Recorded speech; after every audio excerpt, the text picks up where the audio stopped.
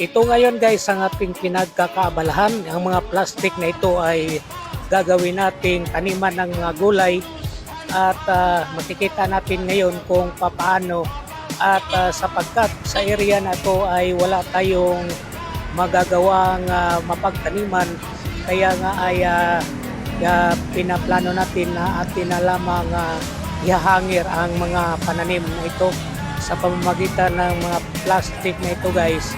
Ay gawin natin ang taniman sa pagtanim ng kangkong. Opo, kangkong ang ating gagawin ngayon na mga pananim dito. Ito po ay ating subukan sapagkat wala tayong mapag-abalahan sa ngayon at makikita natin na makitid ang area natin.